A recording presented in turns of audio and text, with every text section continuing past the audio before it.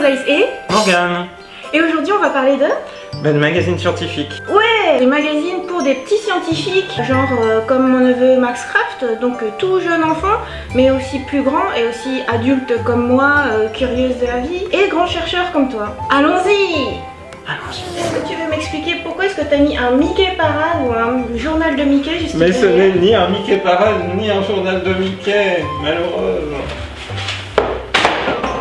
Alors, ce n'est ni un Mickey Parade ni un journal de Mickey, c'est un super Picsou géant. Chaque mois d'avril, il y a la journée de la Terre. Et là, comme c'était le numéro sorti à l'occasion de la journée de la Terre, il y a une BD sur la journée de la Terre dans laquelle en fait on suit Mickey et puis Iga Biva dans leur enquête sur pourquoi les animaux disparaissent progressivement de la planète. Enfin, progressivement, de jour en jour, il y a de plus en plus d'espèces qui disparaissent dans cette bande dessinée jusqu'à ne plus avoir presque d'animaux et même plutôt disparaître. Enquête super intéressante et qui enseigne aux enfants en fait le fait de chérir les animaux qui sont autour d'eux et puis leur environnement.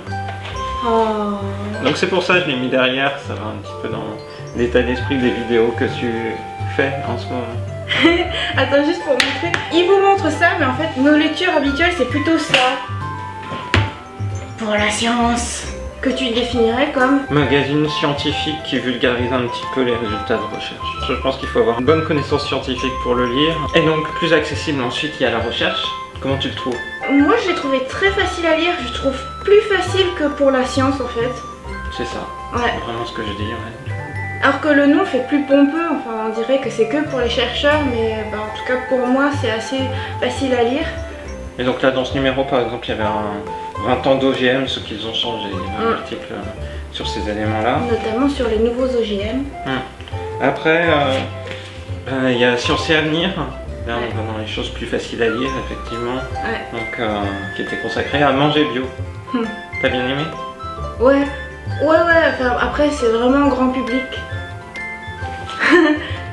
Ouais, c'est grand public, mais Je ils sais expliquent pas, bien en fait, certains éléments, notamment les différences entre végétarien, vegan, flexitarien, et il y avait tout un effort de définition. C'était chouette pour pouvoir... Ouais, enfin disons, n'importe qui peut le lire, quoi. Monsieur, madame, tout le monde, et aussi peut-être les jeunes peuvent lire ça sans aucune difficulté. Ouais. Bon après, là je regarde un peu les magazines de vulgarisation récemment, comment ça marche. C'est vraiment très vulgarisé, c'est rigolo, moi j'aime bien voir comment les gens font pour transmettre des idées scientifiques au sein du grand public. Et en fait mon chouchou en termes de vulgarisation c'est Science et Vie Junior, parce que il y a du fond scientifique et puis il y a des rencontres avec des chercheurs et il y a vraiment la passion de la science. Moi j'ai commencé à lire Science et Vie Junior quand j'étais ado, donc c'est aussi une des éléments qui est à la racine de ma passion pour la science. Donc lisez ou faites lire autour de vous Science et Vie Junior, c'est chouette.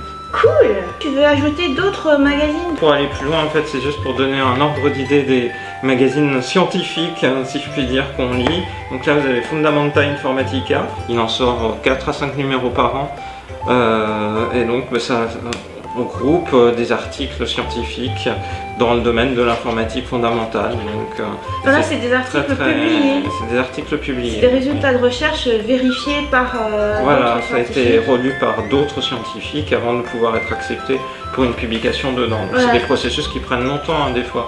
Moi là par exemple c'est le numéro où j'ai 2 articles dedans et ça a pris 1 an et demi entre le moment où j'ai soumis l'article et le moment où il a été publié. Oh. Donc, pour vérifier la véracité de tes recherches. Voilà. Donc ça c'est ce que lui il lit, il dit on lit mais moi je lis pas ça. T'es sûr que tu vas pas lire ça? Non.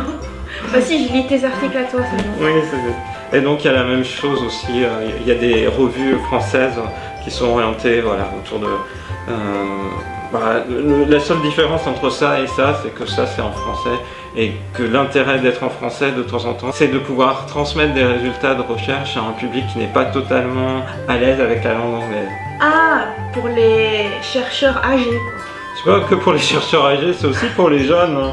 Parce que j'ai certains étudiants des fois... Les jeunes français Non. Ouais, des jeunes français, des fois, ils sont moins à l'aise avec des articles en anglais. Moi, je connais des étudiants qui ont plus de facilité à lire des articles en français que des articles en anglais, et donc de temps en temps... Oui, évidemment, plus de facilité, mais tu m'as expliqué, et d'ailleurs, du coup, celui-ci est tout en anglais, c'est ça? Ah, tout est en anglais dans Fundamental. Ouais. Tu m'as expliqué que dans le monde où on vit, de toute manière, la recherche, il faut que ce soit en anglais. Oui, il faut que ça soit en anglais, vraiment. Ouais.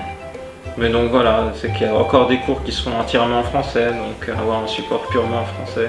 C'est comme ça, moi mes propres étudiants, quand je leur donne déjà des articles à lire en français, ils tirent la tronche, ils font « ça me donne mal à la tête votre article de 20 pages hein. ». Bah oui, il faut faire des vidéos YouTube. Il faut faire des vidéos YouTube, mais ça s'y prête plus ou moins bien en fait. Ah, mais c'est Lavoisier! C'est là où travaille ton oncle. Bah oui, parce qu'il travaille dans l'édition scientifique. Et voilà pour ce panorama des magazines conseillés par Morgane, surtout par Morgane. Bah toi aussi, tu te reconnais dans certains des magazines. Bah, à vrai dire, ça c'est vraiment plus les magazines recommandés par Morgane. Hein. Moi, c'est pas vraiment mon style de lecture. C'est pas un magazine scientifique celui-là. Mais si, c'est le panorama des magazines scientifiques pour petits scientifiques et grands scientifiques. Ouais, c'est vrai, on va dire Recommandé par Morgane. la passion de la science pourrait commencer tout petit via Balthazar Picsou et puis ses neveux, surtout les Castors Junior en fait, c'est surtout ça. Donc ça va commencer par là, on va dire à 6-7 ans, et puis ça finira à lire des revues comme ça à 25 ans. Bah, pour les gens qui se reconnaissent un peu plus dans ma personnalité, je recommanderais plutôt ces deux-là. Voilà, celui-là parce que c'est vraiment super facile et celui-là parce que du moment que vous avez quelques connaissances un petit peu scientifiques, ce sera super facile d'accès. Et surtout, ça va au fond des choses. Moi, c'est ce que j'aime bien. J'aime pas trop les articles qui sont en surface et t'apprends rien, tu sais rien et tu vas pas bien loin. Moi, j'aime bien quand même avoir un petit peu des connaissances à se mettre sous la dent. Sinon, je vois pas l'intérêt. Et donc moi pour le divertissement et l'imaginaire, je recommande donc Picsou ou Mickey Parade ou autre. Pour le fond scientifique et puis voir un petit peu ce qui se fait dans d'autres domaines pour la science et puis pour s'amuser en apprenant Sciences et Vie Junior. Et puis pour les chercheurs en informatique qui traîneraient par là, Fundamental Informatica, TSI, etc. Mais vous connaissez oui, déjà toutes ces revues. Tu recommandes tout, quoi. Ce sont toutes tes lectures hebdomadaires, quotidiennes. Ah tiens d'ailleurs. T'en as oublié un. Morgane lit énormément en fait, il passe sa vie à ça. Pour les gens intéressés par l'informatique, en fait, il y a une société qui s'appelle la Société informatique de France qui produit un bulletin tous les 6 mois sur l'actualité de l'informatique et les découvertes informatiques en France. Donc c'est chouette, vous pouvez chercher ça, Société informatique de France. Le bulletin est aussi disponible gratuitement en format PDF en ligne. Oh. Dans ce cas-là, pourquoi est-ce que tu l'as pris en version papier? Parce que j'adhère à l'association, donc je suis adhérent à l'association, c'est pas que je l'ai acheté en format papier. C'est qu'en tant qu'adhérent à l'association, je le reçois au format papier. Mais c'est complètement stupide! Mais je veux dire, pourquoi détruire des arbres alors que vous êtes informaticien? Par définition, vous utilisez l'informatique. Ouais, parce que à lire le soir dans le lit, c'est agréable.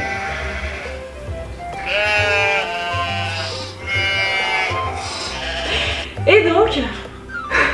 T'es super expressif comme toujours. Et donc, voilà pour ce panorama. Bye bye. bye bye.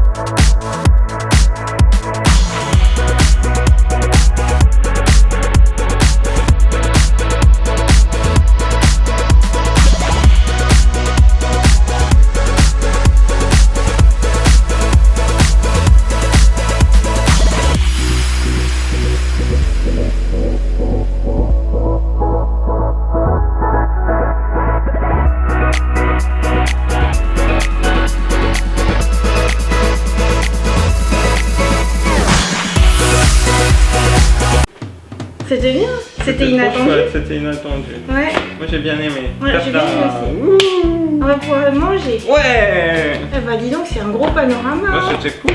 Ouais. Alors, on rallume. En plus, c'est le numéro de juillet-août 2015. C'est rigolo. Ah ouais, comment ça se fait? Il est vieux?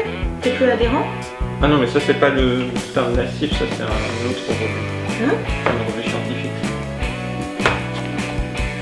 Et est-ce que tu crois que du coup, là, cette fois-ci, ça va se lancer tout de suite? Ah, c'est bien, là, ça se lance tout de suite. Pause, pause, pause. Ah.